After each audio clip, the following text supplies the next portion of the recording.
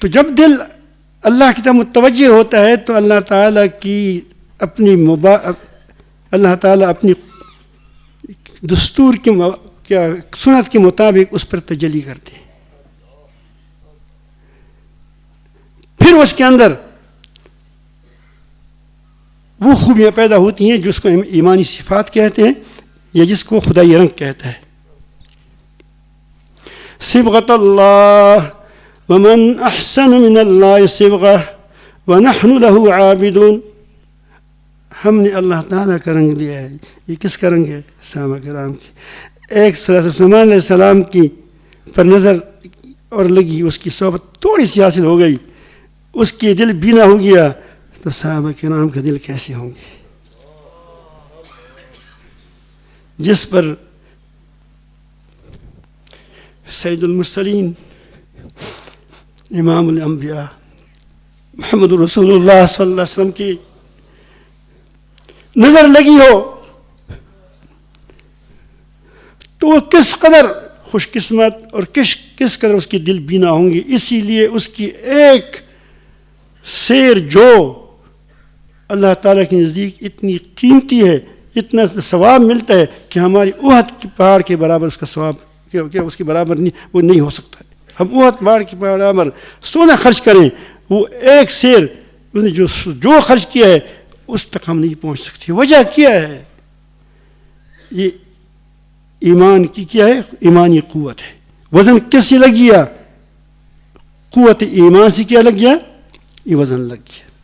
اللہ تعالیٰ نے بھی قوت ایمان نصیب فرمائیں. تو ہمیشہ صحابہ کرام کے بارے میں انتہائی حساس رہے، یاد رکھیں. اس کو یہ نبی کریم صلی اللہ علیہ وسلم کی پلکیں کیا ہے؟ جس آنکھوں کی پلکیں ہوتی ہیں، اگر اس پر تم وار کرو گے تو کہاں لگے گی؟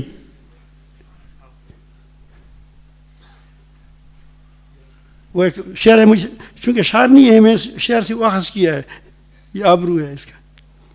سید سلمان ایک شعر ہے مجھے یاد، ہمارے ہزاری صاحب کو بہت اچھے آتے ہیں، یہ اشعار یاد ہے اس کو. تو یہ جب یہ آدمی اس طرح حنیف ہو جائے کہ نہ یہاں کا رہے نہ وہاں کا رہے، صرف اللہ کا رہے، تو پھر وہ لوگوں کے ساتھ اس کے تعلق ہوگا. ایسا نہیں ہوگا تعلق نہیں ہوگا، لیکن وہ سارے تعلقات اللہ تعالیٰ کے لیے ہوں گے.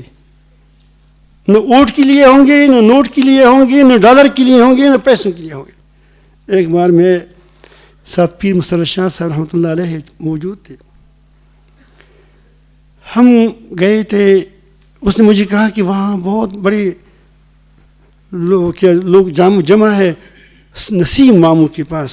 نسیم ماموں پہلے کسی وقت میں اقوام متحدہ میں پاکستان کا وکیل یا کوئی نمائندہ رہا تھا. بڑا وکیل ہوتا ہے یا کوئی ہوتا ہے میں نہیں جانتا، لیکن کوئی وہاں کا وہ رکن تھا. پھر وہ بوڑھا ہو گیا تھا، ادب والا آدمی تھا. تو مصطفی شاہ صاحب کا دوست تھا. تو مجھے کہا کہ وہ نسیم ماموں کے پاس جاتے ہیں، اس نے کوئی تقریب کی ہے، ناشتہ وہاں کریں گے. میں نے کہا ٹھیک ہے، میرا دوست تھا. اس کے پیچھے میں ہو لیا اور وہاں دیکھا تو ساری ٹائی والے ہیں، ٹائی پہنی ہے، کوٹ ہے، پتلون ہے. میں بڑا گھبرا گیا، کبھی کیا کہیں گے یار، اس کے ساتھ تو ایسا آدمی چاہیے جیسا بڑے بڑے علماء ہوں کہ وہ اسے بات کریں گے. اب اس کے ساتھ میں کیا کہوں گا. انہوں نے فوراً سوال بھی یہ کیا کہ مفتی صاحب. ایک آدمی ایک دم اٹھا، اب چائے سے پہلے ہم بیٹھے بھی نہیں تھے. مفتی صاحب ہم یہ بتائیں کہ آزادی کس چیز کا نام ہے.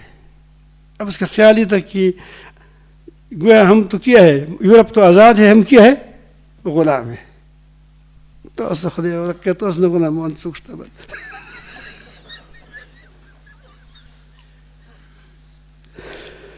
تو اللہ تعالی نے بات دل میں ڈالی.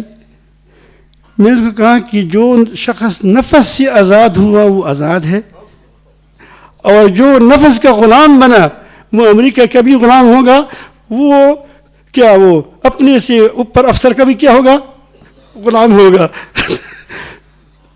تو بس اللہ پاک نے ان کو بس دل میں کچھ بات ڈال دی، اس کو شاید کروں. تو میں عرض کرتا ہوں کہ جب ایک آدمی اپنے رب کا ہو کر رہ جاتا ہے وہ کسی کا غلام نہیں ہو سکتا.